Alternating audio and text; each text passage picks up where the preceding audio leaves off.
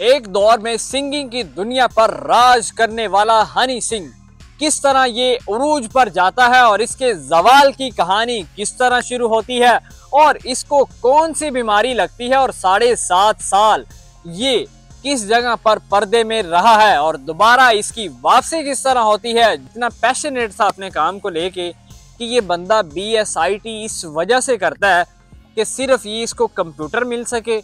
ये बंदा गाने पे गाना बनाता जाता है और मशहूर होता जाता है। अमेरिका, बरतानिया, ये सारे ममालिक इस बंदे को बुलाना शुरू कर देते हैं। एक आम बनता एक शराब और चरस के 4-5 गिलास नहीं पीता और ये 72 पीता था। अच्छा, मैं आपको हनी सिंह के कुछ 2-4 वाकयात सुनाऊंगा और आपको बताऊंगा कि किस तरह इस बंदे पर उरूज आता है और किस तरह ये बंदा जवाल का शिकार होता है और किस तरह ये कम बैक करता है दोबारा। अच्छा, ये भारतीय शहर के अंदर एक पैदा होता है और 1983 में इस बंदे की पैदाइश होती है और जनाब वालिद इसके सरकारी नौकरी करते होते हैं। बचपन में ही लड़ाका आदमी था ये आदमी। इसको ना बड़ा शौक था सिंगिंग का। इसके वालिद साहब भी मोहम्मद रफ़ी जो पाकिस्तानी सिंगर हैं उनके बहुत ही फ़ैन थे। उनके पास रफ़ी साहब की पूरी कलेक्शन मौजूद थी। अच्छा, जो बच्चा बचपन के अंदर ही वो कलेक्शन सुनता है, घर के अंदर ही वो धुन सुनता है, वो गाने सुनता है, तो वो बड़ा होकर भी उसी तरह ही आर्टिस्ट बनेगा। जनाब इसको एक शौक लग जाता है और दिमाग में ये चीज़ें आ जाती हैं कि भाई अब तो मैं सिंगर बनूंगा ही। ये कॉलेज में चला जाता है और इसको एक ही शौक होता है गाने बनाने का और गाने गाने का। जिस तरह इसको जहाँ जहाँ पर मौके मिलते जाते हैं ये इन चीज़ों का फ़ायदा उठाता जाता है।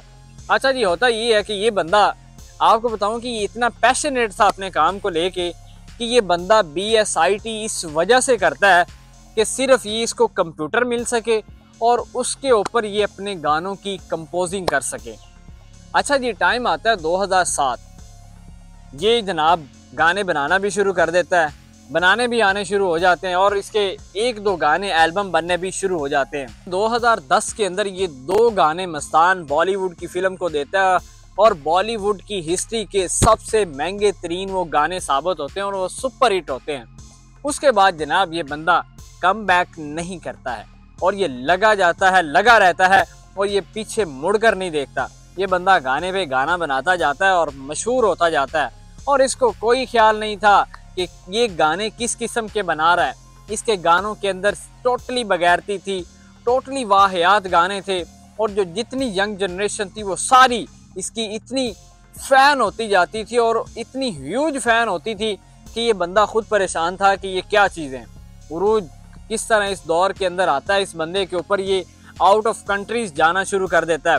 अमेरिका, बरतानिया, ये सारे ममालिक इस बंदे को बुलाना शुरू कर देते हैं। अक्षय कुमार के, सलमान खान और जनाब शाहरुख खान, इन सब की कॉल्स आना शुरू हो जाती हैं। ये करोड़ों रुपए अपने गानों के चार्ज करना शुरू कर देता है। जब ये आउट ऑफ कंट्री जाता था जनाब ये बंदा, तो आप अंदाज़ा लगाएं कि ये बिजनेस क्लास में सफ़र करता था और जनाब पूरा जहाज़ इसकी टीम से भरा हुआ करता था। तो इतना उरूज था इस बंदे पर और ये खुद को भगवान कहने लगा था। जहाँ पे जाता था इतनी पब्लिक थी और जो इसको इतना प्यार देती थी कि ये बंदा इतना गुरूर के अंदर आ गया। आप देखें कि ये जब बंदा गुरूर और तकब्बुर में आ जाता है ना, जब 3 चीज़ें इंसान के पास आ जाती है, गुरूर, तकब्बुर और ताकत, तब जो है ना इंसान नहीं बच पाता है। 99% इंसान इसके अंदर फंस के रह जाते हैं और बिगड़ जाते हैं। इसको सिर्फ 2 चीज़ें बचा सकती हैं, वो एक आजिज़ी है और एक इनकिसारी है जिससे इंसान बच सकता है। वो सिर्फ औलियाए कराम और अल्लाह के नेक बंदे ही बचे हैं। ये उसका जनाब शिकार हो जाता है, ये अपने आप को भगवान कहने लगता है। एक दौर था इस बंदे का, उरूज था, सारी चीज़ें, करोड़ों पैसे, आउट ऑफ कंट्रीज जाना, गाने बनाना, चार्ज करना, ह्यूज फैन फॉलोइंग। बस फिर यहाँ से इसका उल्टा शुरू होती है गेम। वो जनाब टाइम टू टाइम ये जो है शराब और चरस के नशे में लग जाता है। इतना नशा करने लगता है कि आप सोच भी नहीं सकते। एक आम बनता एक शराब और चरस के 4-5 गिलास नहीं पीता और ये 72 पीता था। खुद बताता है कि शराब के अंदर जब बंदा लगता है तो इसका तो इलाज होता है कि आपका लिवर ट्रांसप्लांट हो जाता है, जबकि आप जब चरस के नशे के अंदर चले जाते हैं तो इसका इलाज नहीं होता है। बड़े बड़े इसके अंदर धुंस कर रह जाते हैं। इसको एक ऐसी बीमारी होती है, इसका इलाज करवाता है, ये खुद को टाइम देता है, नहीं निकलता। पूरे साल के अंदर 2-3 इवेंट होते थे जिन पर ये जाता था। इसकी अपनी बर्थडे होती थी, इसकी वालिदैन की या इसकी बीवी की एनिवर्सरी होती थी। तो ये बंदा जब 7.5 साल बाद जब कम बैक करता है तो फिर दुनिया देखती है कि वो हनी सिंह वो नहीं होता जिसके गानों के अंदर वाहियात गाने थे, जिसके गानों के अंदर बगैरती थी। वो खुद बताता है कि अब मैं परहेज़ करता हूँ कि मेरी जो कज़न्स हैं, मेरे बच्चे हैं, मेरे जो भतीजे हैं, वो मेरे पिछले गाने ना सुने, क्योंकि उसके अंदर वो इतनी बगैरती उस किस्म की फैलाई गई थी। और ये बंदा उस वक़्त इतना उरूज पे था, इसको अपनी औकात भी भूल गई थी। और वो खुद बताता है कि इसकी वजह सिर्फ नशा था, जिसकी वजह नशा था, ताकत का नशा था, जिसका ये बंदा शिकार होता है।